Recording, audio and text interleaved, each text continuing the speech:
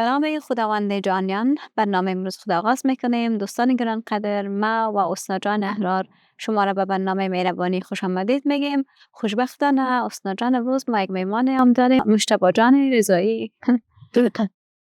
یا سلام دوستان، امید که لذت با ما هستین، براتون خوش سپری شود. و امروز ما یک میهمان برادر نازول خودم خود داریم که میهمان ما از افغانستان آمدن، از راه بسیار دور اما با خاطرات تلخ و شیرین. امید که مجتبی جان لذاتی که با ما هستن از تاریخ و از آمدنشان، از قصه های شخصیشان امروز با شما شریک بودن، صحبت کنن که چی یادتن. یک جهان تشکر. من سلام گرم و گرم از سردست نمیفهم از اینجا که تقدیم میکنم و بیننده های عزیز که از هر گوشه دنیا ما را میبینن. امیدوار هستم که یک برنامه شیک، مقبول و جانانه داشته باشیم. همونطور که از نامش فهمیدم میشه مهربانی، یک مهربانی هدیه کنیم و بیننده های عزیز. سلامت زنده باشه. نمی که شما تشریف آوردن به برنامه ما، واقعا یک گرمی، یک محبت و یک مهربانی نمره خود آوردن و مهمتر از است که شما با یک با عمر بسیار کم با یک تجربه زیاد آمدن و این بسیار خوشایند است که ما واقعا افتخار میکنیم به جوانانی که از افغانستان میان. چقدر بیدار، ماشاءالله ماشاءالله، و چقدر با فهم، چقدر با احساس. احساسی که شما در مقابل مردم ما دارین، در مقابل زنان افغانستان دارین، در مقابل هموطنان ما در داخل و خارج افغانستان دارین، واقعا قابل قدر است. مجتبی جان، شما درباره خودتان سفرتان که شروع کردین به افغانستان برآمدین، اگر به ما بگوین که چه قسم برآمدین، چه قسم آمدین و چی کاره بودین به افغانستان و شما کی هستن که زندگی میکنن و فامیلان کجا هستن؟ حتما، چرا نیست. من در افغانستان دانشجو بودم، حقوق علوم سیاسی میخوندم دانشگاه کابل. 2 سال اونجا درس خوندیم و از سال 2023 در افغانستان بودم. بسیار خوب. حکومت که تغییر تبدیل شده، همچنان در افغانستان بودم. خاطرات تلخ و شیرینش سپری کردم که از یک نگاه خوب بود، از یک نگاه بد، به هر صورت شروع میمونم گپشپ. با سال 2023 ماهای می و اینا اپلای کرده بودم به یک از دانشگاه ایتالیا در شهر تورین. بسیار خوب. باز اونجا یک ریشه خوب اسکالرشیپ. بله. بسیار خوب. دیگه سال 2023 اومدم ایتالیا، 2 سال را ایتالیا بودم، اونجا درس خوندم. بسیار خوب. مردم خونگرم و مهربان ایتالیا. بعد از 2 سال باز دانشجوی حقوق بودم اونجا، با یک برنامه در سازمان ملل شرکت کردم. نشست سالانه سیاسی سازمان ملل بود. باز فعلا هم در آمریکا هستم. خوش آمدید.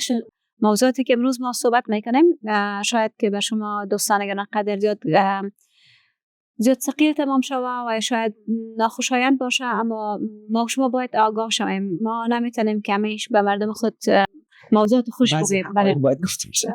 اگر تنها مسئله امروز ما درباره موضوعات صحبت میکنیم که بسیار زیاد مهم است. مثلا خانمایی که در زندان‌ها به سر میبرن، خانمانی که میایم از افغانستان شروع میکنیم که وضعیت زنان در افغانستان در چی حالت هستن و اونا چی تجربه دارن، زنان دانشمند و با تحصیل و با تجربه داخل افغانستان ما. و بعدن ما میایم به کسانی که به داخل امریکا و زندان‌ها به سر میبرن، درباره از اونا صحبت میکنیم. بفرمایید. این واقعه که خط تلخ است که تغییر حکومت کشور ما و شما اومد که مخصوصا زنایی که داخل افغانستان زندگی میکنن. پس خیلی متاسف هستم از این بابت برای کسایی که خواهرای ما اونجا درس میخوندن نتونستن درس بخوانن و امیدوار هستم که من خودم هم خواهرم اونجا زندگی میکنن، ان شاء الله که یک روز دوباره برگردن به مکاتبشون و درساشون ادامه بدن. اما هم که شما از اول برنامه معرفی کردین، بعضی جاها هست که سکی تمام میشه، یک سنگین در حقایق تلخ است باید بیان کنیم. زنایی که داخل افغانستان زندگی میکنن بعضیشون شاید مخالف سیاسی باشن، شاید مخالف مذهبی باشن، به هر طریق واضح یک سطحی زندگی میکنن، یک جوی هست اونا شاید خیلیشان داخل زندان‌ها باشن و به هر دلیل نمیفهم. خب من خیلی کسان متوجه شدن که داخل آمریکا از راه‌های مختلف وقت وارد آمریکا شدن، با خیلیشون با تماس هستن، مسئله خانواده‌هاشون، برادرایشون متاسفانه به یک امید اینا از افغانستان، از ایران اینجا برآمدن، یک ویزای بشردوستانه برزیل اینا را گرفتن آمدن، ولی متاسفانه فعلا در بازداشتگاه‌های حکومت فعلی آمریکا به سر میبرن. نمیفهمم دقیقاً اینا بعد چون چی نیست، ولی به هر صورت آدم میبینه یک زن افغان که فعلا در اینجا زندگی میکنن به روزنه اینا آمدن،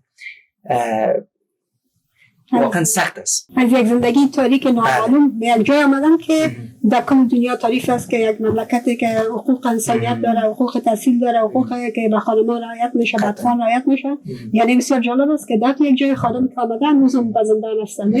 ما به امریکا زیاد مردم بسیار با شرف و با عزت و وکیل بسیار خوب داریم، انسانای بسیار با وجدان داریم که افغانای ما به اینجا زندگی میکنن و اونا بلدیت زیاد دارن با سیستم امریکا. اونا میفهمن که چه قسم کمک شون. پس شما خواستن از مردم ما که به امریکا زندگی میکنن و امکانات زیاد دارن، خواست شما از اونا چیه؟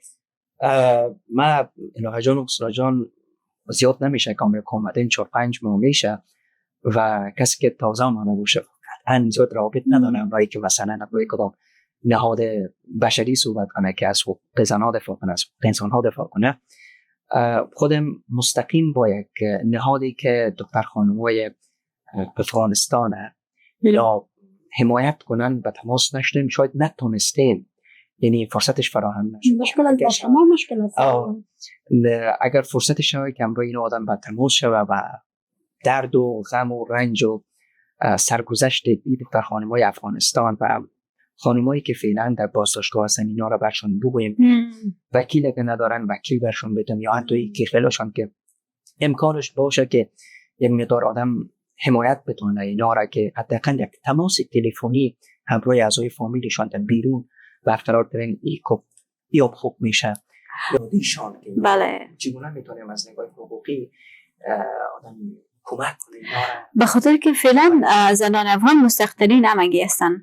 به خاطر اگر کسی باید قبول شده داخل امریکا، به نظر من با احترامی که با قانون امریکا دارم و اسایلم یعنی پناهندگی حقوق انسانی هر انسان است. ما میخوایم بگیم که زنان افغان شایستگی زیر ندارن به داخل زندان باشن و اینا باید که و شایستگی هم ندارن که اونا باید به بی‌سرنوشتی به سر ببرن، چون که زنان افغانستان از گیر طالبان گریختن و طالبان یک یک قشری هستن که تماما جان میفهمن که با زن افغان در مجادله هستن، با زن افغان در جنگ هستن. زن افغان حق درس خواندن نداره، زن افغان حق کار کردن نداره.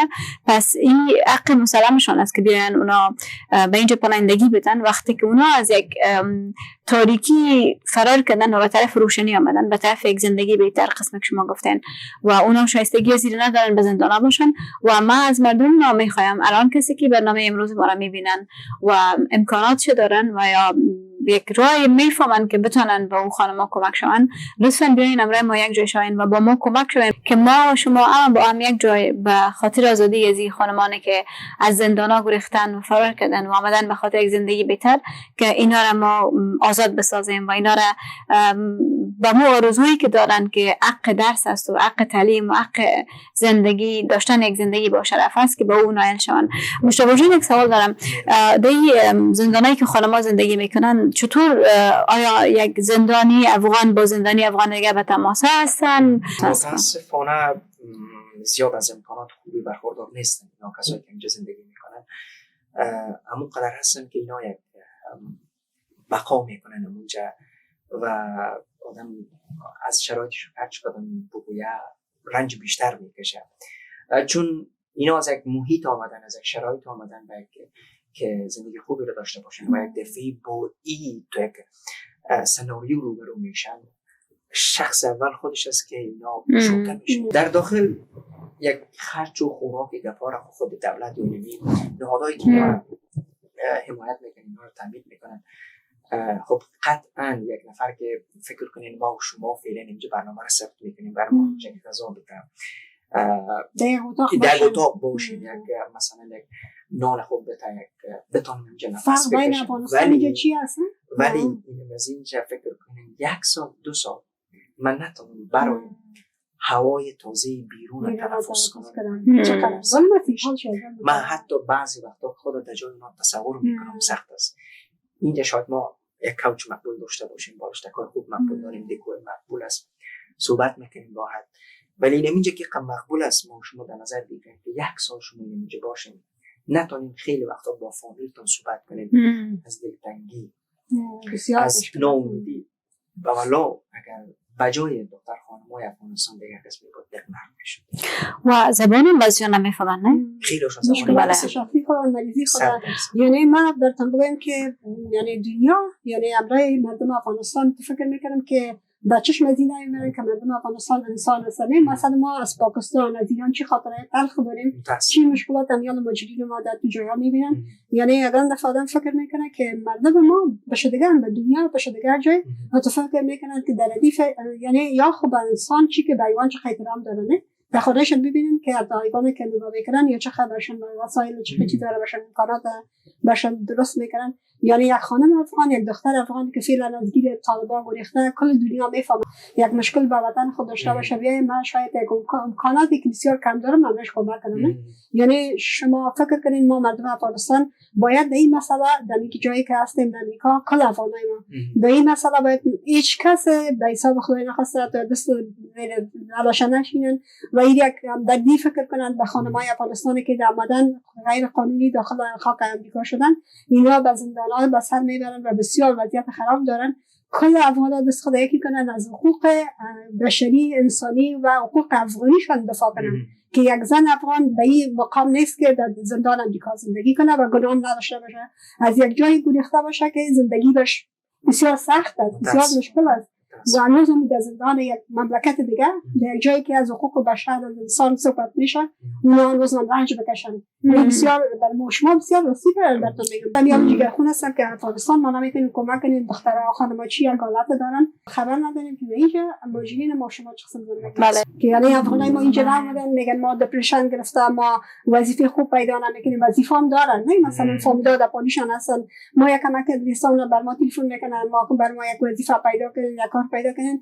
یعنی اونا یک کمک شکایت میکنن و به حال خانمی که در زندان زندگی میکنه و به حال خانمی که در افغانستان تحصیل کرده درس خوانده در جای خود رسانده اینجا بده در اتاق که انسان نفهمه او انداختن و از هیچ حالت از او بیچاره کس خبر نداره. پس میریم به سوال گذشته آیا امی زندانیا با همدیگه خود به تماس هستن میتونن گپ بزنن صحبت کنن افغانا منظور شما این است که خیلیشان به سلول انفرادی باشه گپ بله چون مثلا میشه که به این دقات از اینا رسید فلگاقام هستن اطفال افغانستان هم هستن یعنی نه من به یک تا خانم افغان رو میشناسم فعلا در یک از بازداشتگاه آمریکا متاسفانه در بند هست اینا رو نمیفهمم به چه دلیل دو تا دخترش و یک تا پسرش در بیرون هستن زندگی میکنن حالا نمیفهمم وضعیت قانونیشون اقامتشون چگونه است ولی خودشون فعلا در اونجا هست بله فکر کنیم که یک مادر از یک فرزندش جدا میشه و من خودم مثلا در دارم فعلا در افغانستان زندگی میکنم که من درستم چقدر ناراحت است و چقدر خودم رنج میبرم و فکر کنیم که ما مادر داخل یک زندان باشه چقدر نامید کنم در استخوان آدم تکان میبرم. در قسمت سوال شما الهه جان اکثریتشون در یک بازداشتگاهی که شخصی که با دولت آمریکا هماهنگی داره همکاری داره اینا در یک مثل یک سالون جای هست میتونن مثلا در یک فکر کنین در یک سالون 25 تا تخت دون در اینا یک راه زندگی میکنن ولی خب برای یک نفر که یک امکانات خوب در نظر بگیریم که مثلا اون رو بتانه یک هوای تازه بیاره زیاد امکاناتش نیست بله و من فقط 2-3 مورد شنیدم که از افغانای ما شما در سلول انفرادی بوده ای که نمیفهم یا اونجا مریض بوده خدای نخواسته یا ای که کدام قانون خاصی رو رعایت نکرده دلیل خاصی نمیفهم ولی عمومی اینا در یک جای به شکل گروهی زندگی میکنن بسیار خوب یعنی از یک نگاهی نمیفهمم این داخل زندان ما خوشبختانه بودین یا یک همدردی میکنن بله ببخشید میشه بگم کس از بیرون مثلا شما یک دوست داشته باشین اینجا اجازه بر شما است که بتونین اینجا برین دیدار کنین امرشون یک چیز تحفه ببرین یعنی امرشون صحبت کنین نمیتونن یک امکانات هست که مثلا غذا ببرن در افغانستان میرفتن نه که مریض میبینن زندانی رو میبینن اینجا امکانات هست که برو ببینشون امکاناتش هست ولی خیلی سخت است که اجازه نمیدین میله ها اگر اجازه بده به سختی است معمولا میگه که برای وکیلشون صحبت کنین اونا به تماس شو یک دلیل و دلیل دوم به خاطر از است که خب اعضای فامیل اینا خودشون مهاجر هستند فعلا شرایط مهاجرت سیلی داریم، اینا از ترس نمیتونن برن اونا با تماس شن. بله در حداقل فعلا اینمی خودش میتونه در بیرون باشه، کار کنه یا بله در بیرون راحت‌تر قدم بزنه. هوای بیرون از او خطر میترسم. من خیلی را شنیدم که دوست دارن برن همراه مثلا خواهرشون صحبت کنن، مادرشون، برادرشون، پدرشون. بعضی کسان متاسفانه در داخل هستن ولی به خاطر این شرایط حاکم مهاجرتی که فعلا خودشان آمریکا هست نمیتونن پیش برن. بله. ایام یک به نظر شما از کدام زمان ها آمدن؟ وقت دمی امسال رسیدن یا اینا از چندین سال پیش هستن؟ وقتی طالبان آمدن بگن از وقتی که طالبان اینا کسانی نیستن که بعد از این سال 2025 آمدن، اینا پیش از به خاطر از این نیستن. یعنی بله. در دوره حکومت قبلی آمریکا کسایی هستن که غیر قانونی داخل خاک امریکا شدن. قاچاقی شدن. اینا یعنی قاچاقی از مکزیکو یا شکل میترن که افغانی. بله این رقم هم هست. از اون طریق که اومدن من خیلیشون خبر دارم کسایی که این مسیر کشورهای آمریکای لاتین و آمریکای مرکزی را که طی کردن آمدن به آمریکا رسیدن. دولت قبلی آمریکا یک پروسه را ایجاد کردن به نام یک اپلیکیشن ساخته بودن CP. کسایی که دیگه سابمیت می‌کردن اپلیکیشن نشانه اینا بعد از یک ماه دوم یک اینترویو دریافت می‌کردن. از طریق اینا قانونی وارد می‌شد. چون قانونی بود که من سه چهار تا از دوستان خودم از طریق آمدن. بعدن کسایی که تو امی CP1 هم داشتن اینا رو متأسفانه وارد که میشن اینا مستقیم مثلا در روز یک جای میرن سردرگم اونجا هستن، بعدش در بازداشتگاه اونجا منتقل میشن. آدم پرسان میکنه خب خیلی قانونی اومده قانون که خود دولت آمریکا اونجا برای اینا معرفی کردن از اون تحقیق آمده. ولی در سوال شما اینا خیلیشون از دوره حکومت قبلی هم بوده. این نیست که 100% به خاطر شرایط حاکمی فعلی اونجوری که هیچ اسناد نداشتن داخل میدان شدن آمدن در تیاره شدن داخل آمدن. تو نشینیده مگری که خدای نخواسته یکی از اینا کدام جرمی انجام داده باشه یک اونمو روند و پروسیجر قانونی مهاجرتی رو طی نکرده باشه، مثلا اپایمنت میس کرده باشه که باید گزارش بده اون نرفته باشه یا ای که نمیفهمیده سرک یک قانون ترافیکی رو رعایت نکرده، اینا رو بوده چیزا هست. ولی صرف به خاطر ازی که مثلا در بعد از تحلیل حکومت داخل افغانستان اینا کسایی که ما آمریکا منتقل شدن اینا رو خیلی انتقال داده باشن ما تو موردی را نشینیدم و ندیدم. اونا کسایی که از طریق ویزای بشر دوستان آمدن اونا هستن؟ ویزای بشر دوستانی خود آمریکا؟ بشر دوستانی خود آمریکا که بله. برزیل که بیامدن؟ نه از برزیل نه، از مستقیما به خود آمریکا آمدن. کم باشه. اونایی که به داخل آمریکا ردی گرفتن فعلا که رد شدن. بله. هستن فعلا. ما خیلی که چند تا بله. متاسفانه کیس اینا اونمو کیس مهاجرتشون دادم داخل دیتینشن یا داخل بازداشتگاه اونمو طی مراحل میشن. متاسفانه خیلی از کسایی از دختر خانم‌های افغانستان رفت. میفهم به خود چی رد شده چون که نه زبان نمیفهمن. وکیل خوب نداشتن، کیس خوب جو کردن نتونستن مشکلات خود بگن که ما چرا آمدیم. خیلی متاسفانه. بعدش خیلی کسایی از اینا که کیسشون رد میشه کیس مهاجرتیشون اینا رو مثلا میگه شما باید به کشورتون برگردید افغانستان. دولت فعلی آمریکا اینا رو به افغانستان هم نفرستن. چرا؟ میگه شما داخل افغانستان اهمیت نداره و خوب نیست که شما رو بفرستیم. متاسفانه چند تا از دختر خانم‌های افغانستان هستن که اینا کیسشون رد شده. فعلا در بلا تکلیفی مطلق قرار دارن به خاطر از اینکه اینا نه افغانستان رفته میتونن نه داخل آمریکا شده میتونن. بخوای نخوای بیت بسته باشه دوست داره آدم که میسات خود تیر کنه. بله. من میمیسن بعضی حرف میزنن. من یک دو سه تا نومد دستم رسید از طریق دوستان خواندم.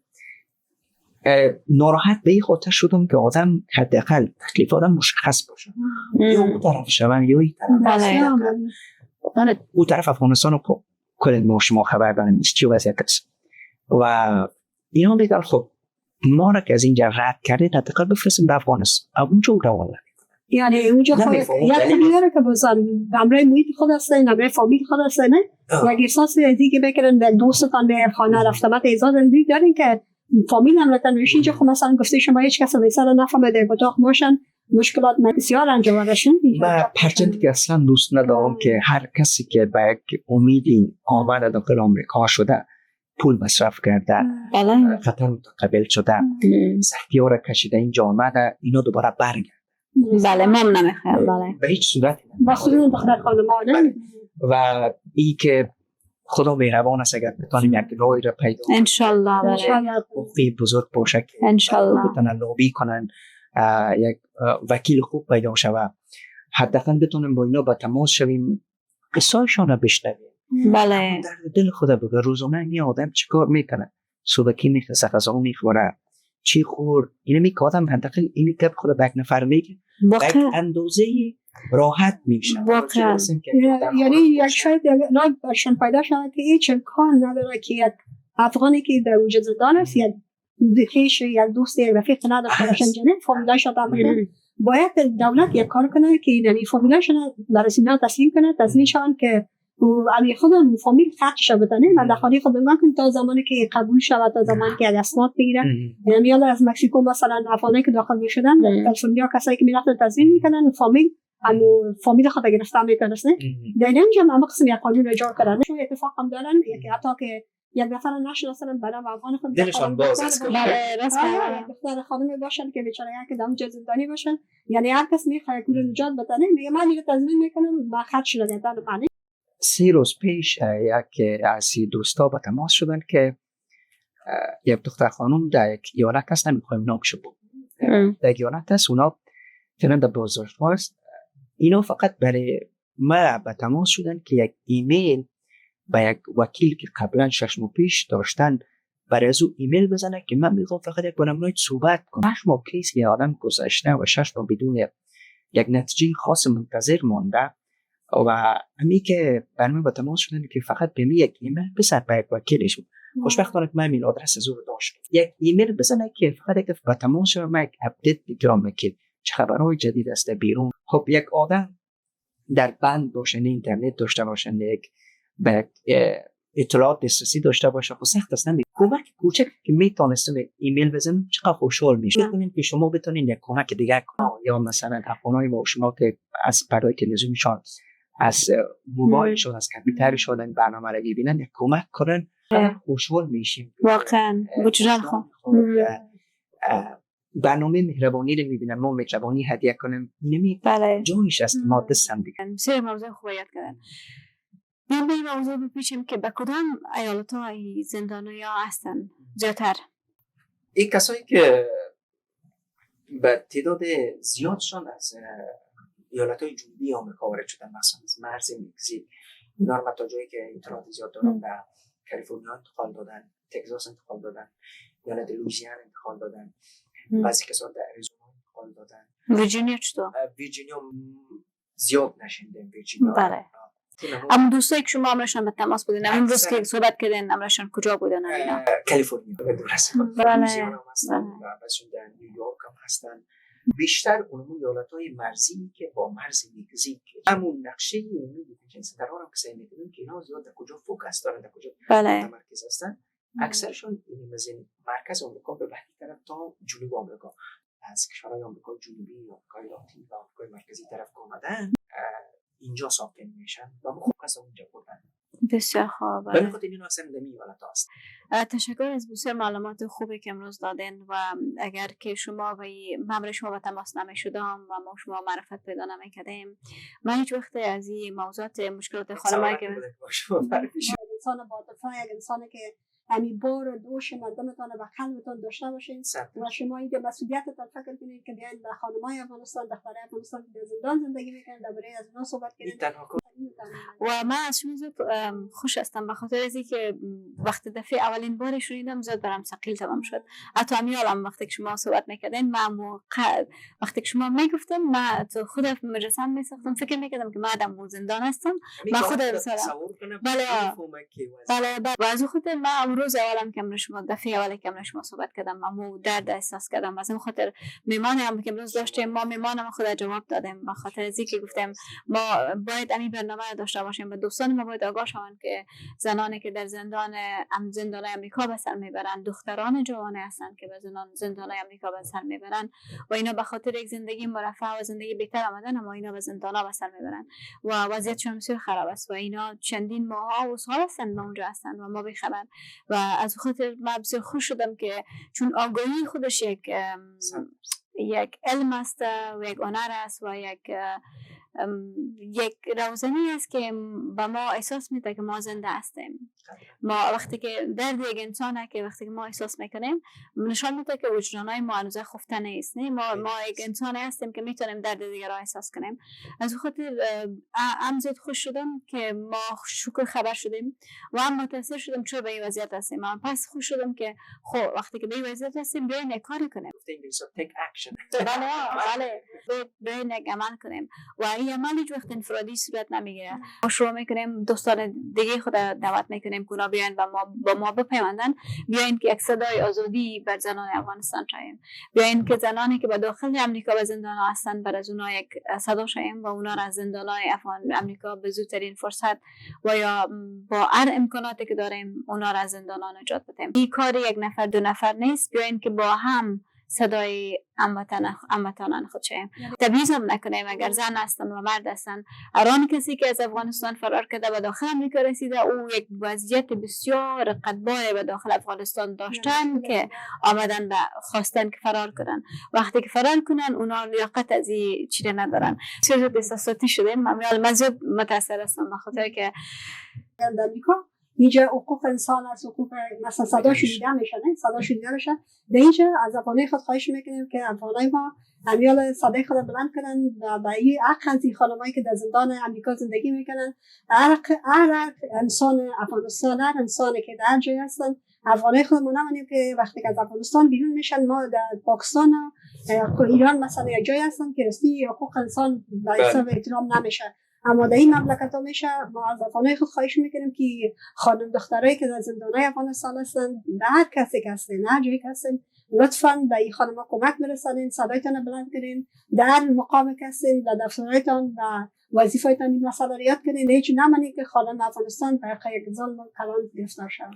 وقتی که ما درباره زن افغانستان صحبت میکنیم و زندان میگیم و جرمی هم نداشته باشن صرف به خاطر عزیز که به خاطر یک زندگی بهتر آمدن به امریکا و ما اینجا تصور میکنیم که اینجا امریکا است، پاکستان و ایران نیست. مملکتی است که بر انسان بسیار زیاد ارزش قائل است و ما وقتی که ما اگر این کتاب باز نکنیم و این موضوع را به امریکایی‌ها نرسانیم اینا فالبین نیستن، نمیفهمن. مثلا اگر به من مجتبی جان رضایی نمیگفتن من از این موضوع خبر نبودم. واقعا بتونه حقیقت میگم، چون من چندین کسانی را که میشناسم اونا آمدن از غیر قانونی آمدن و اونا به ویرجینیا هم فامیلای خود زندگی میکنن و بهترین زندگی رو دارن، کار میکنن و از خاطر من هیچ وقت آگاه نبودم و حالا که آگاه شدیم و میفهم که این کار انفرادی نیست، کار جمعی گروهی است. بیاین که با هم یک جای شویم، هر کدوم ما از هر نوع امکاناتی که داریم، چی مادی است و چی معنوی است، چی کانکشن هایی که داریم و کسانی را که میشناسیم از طریق از اونا باید به این خانم‌ها کمک شویم. بیاین که با هم صدای زنان افغانستان شویم. ما دیگه کدام گفتنی خاصی هم نداریم. شما کلمه تصور گفتیم. فقط لازم است که هر کسی برنامه را میشنوه میبینه تصور کنه که خواهر، برادر یا مادر، خدا نخواسته پدر اینا در یک گوشه‌ای هست که نمیتونه اینا با بیرون و تماس شوه و درد و رنج خود بیان کنه. اینا یک وکیل خوب که اصلا نتونه به خاطر مشکلاتی که داره یا به مشکلاتش درست رسیدگی نشوه، حمایت مالی نشوه، با خانواده اینا به تماس شده نتونه. این ما لازم است تصور کنیم خود بچه‌مون قرار بدیم، باز میفهمیم که درد و رنجی که اینا در هر گوشه از این بازداشتگاه‌ها میکشن چقدر زیاد است و چقدر رنج آور است. خیلی سخت است متاسفانه. واقعا اینه میره که ما تصور کنیم، درک میکنیم که نه، ما به عنوان یک انسان لازم نیست که فقط از افغانستان باشه، از ایران هم زبان ماست، تاجیکستان، از هر جایی که هست ما اینمی همگی ما انسان هستیم. بله. همین ما وقتی که درد میکشه یک جای ما حداقل بتونیم یک کمک کوچک بر از اینا بکنیم. واقعا اینمی خودش هم پیش وجدان خود ما راضی هستیم، هم هم پیش خداوند یک حس بشر دوستانه که به دیگران داریم و مهربانی و دلسوزی و آگاهی که میتونیم حداقل با پیام خود با دیگران انتقال بدیم. اینمی به نظر من زیباترین کار است و بزرگترین کار است برای واقعا کسایی که فعلا به این وضعیت هستن. بله. از هر لحظه وقتتان سپاس. تشکر بسیار زیاد. مشتاق جان، من خودم شخصا از شما به نمایندگی کل مردم افغانستان یک تشکری خاص عمیق از قلب خود از روح روان خود میکنم که شما وظیفه ایمانی وجدانی تا ختم کردین. شما یک پیغام از خانمای زندانی افغانستان که در امریکا آمدن، خانمات به چقدر مشکل خود رساندن به گوش جهانیان رساندن. اینمی خودش یک شهامت و یک استقامت و یک مهربانی و یک اخلاص تان نشان داد. بعد گفتن من که خانمانی که به زندان هستن اونا خودشون خواهش کرده بودن که باید ما یک برنامه داشته باشیم به خاطر از اونا که ما باید کاری کنیم که صدای از اونا رو به گوش جهانیان برسانیم، که مشتبه جان رضایی بیاین و ما درباره این موضوع صحبت کنیم، چون که این موضوع زندگی است، این موضوع حیات است، این موضوع آزادی است، این موضوع وجدانی است، این موضوع ناموسی و اخلاقی است، یک موضوع بسیار نهایت زیاد مهم و ضروری بر تمام افغانستان، افغانا و جهان است.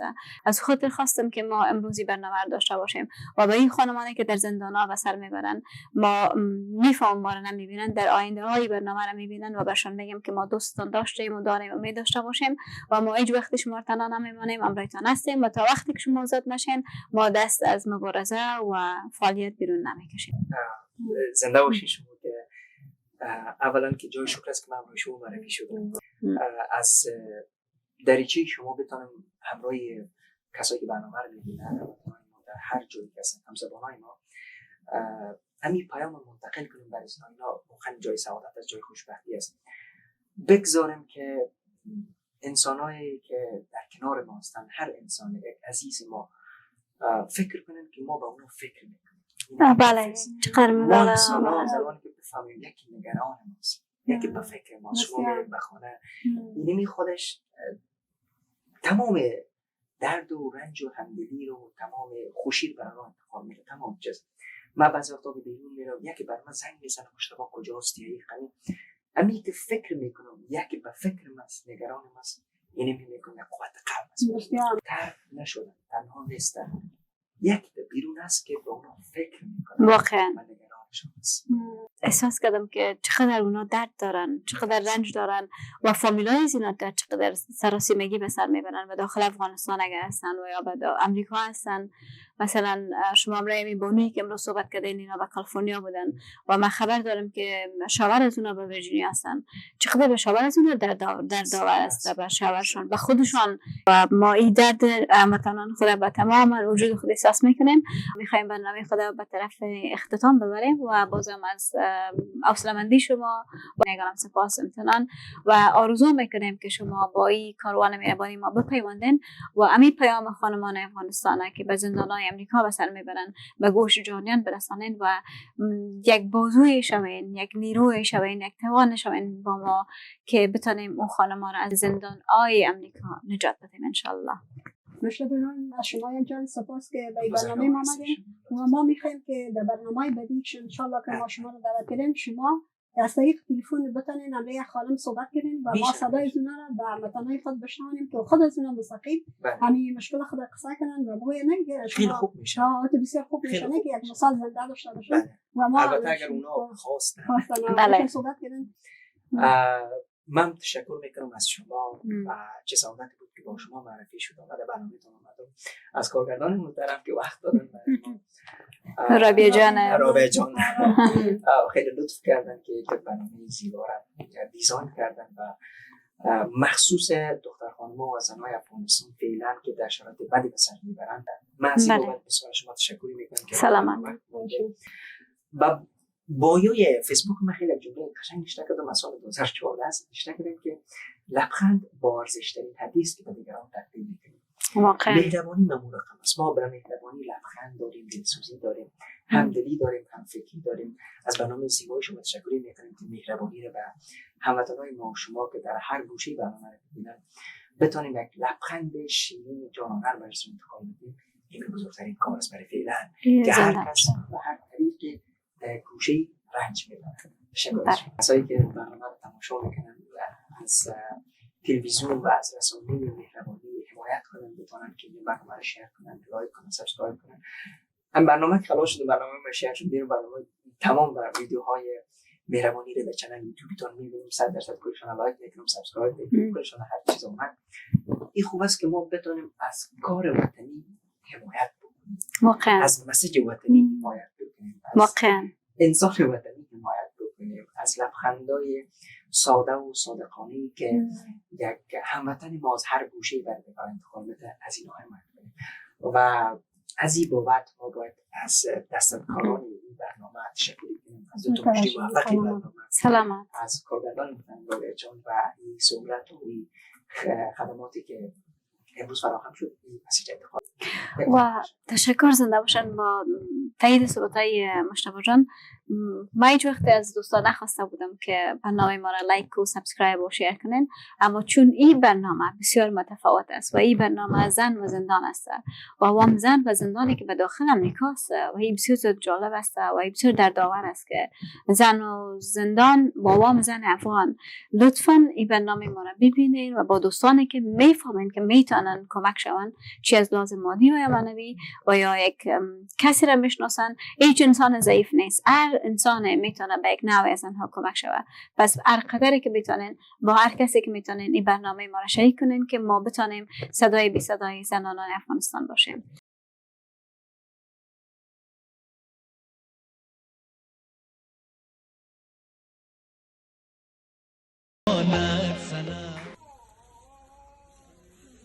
در میان روزهای سخت و دشوار زندگی در کمپ، روزنه‌ای از امید و مهربانی برای ده‌ها خانواده بیجا شده گشوده شد. سازمان جهانی ترویج مهربانی بار دیگر با اقدامی بشردوستانه لبخند را بر لبان کودکان و آرامش را در دل مادران این کمپ نشاند. در تازه‌ترین مرحله از کمک‌های انسان دوستانه سازمان جهانی ترویج مهربانی، مواد بهداشتی ضروری به تمامی بانوان کمپ توزیع گردید. اقدامی که می‌تواند نقش مهمی در حفظ صحت و بهبود شرایط زندگی زنان در این فضای دشوار داشته باشد. اینجا که در جمع شدیم و رنمایی های دکتر سبت گوش میگیریم. انشالله که دکتر سبت از این کار ما شامل باشد، البته با کمک سازمان مهربانی. همزمان با توزیع این کمک‌ها، دکتر ورزیده کشور سلسله جان در جمع بانوان حضور یافت و با زبانی ساده و آموزنده در مورد اهمیت حفظ الصحه، راه‌های جلوگیری از بیماری‌ها و مشکلات جدی صحی صحبت کرد. از طرف سازمان مهربانی من تعیین کردم که ما آمدیم به شما مشوره دهی میکنم درباره حفظ صحه و پاکی زمان قاعدگی و زبان خودتان دوره مریضی داد. برتان معلومات میتم که کدام کارها را باید انجام بدین، از کدام کارها خودداری کنین، چطور حفظ صحتان مراعات کنین به خاطر بهبود صحتتان. و یک تشکری از سازمان مهربانی میکنم که این موقع را مساعد کرده که ما بتونیم به شما کمک شیم، بخصوص از اله حجاب. این نشست آموزشی برای بسیاری از زنان کمپ یک فرصت ارزشمند برای آگاهی بیشتر از سلامت و بهداشت فردی و خانوادگی بود. اما این همه ماجرا نیست. کودکان کمپ نیز سهمی از این روز مهربانی داشتند، جایی که لوازم ضروری و وسایل مکتب برایشان توزیع شد. دریافت این هدایا نه تنها آنان را شاد ساخت، بلکه امید به ادامه آموزش و ساختن آینده روشن‌تر را در دلهای کوچکشان زنده کرد. کمپ بیجاشدگان داخلی امروز شاهد صحنه‌هایی از همبستگی و انسانیت بود، جایی که مهربانی مرزها را کنار زد و لبخندها جای غمها را گرفت. کمک‌های کوچک اما پرمعنا می تواند زندگی را تغییر دهد و امید را دوباره در دلهای خسته زنده کند. مهربانی سخت میخواند و چشمانت سنم، مهربانی سخت میخواند و چشمانت سنم، تازگی ها دارد. تشکر که با ما بودین و لطفاً با ما باشین. ما با مهربانان نیاز داریم. خداحافظ شما.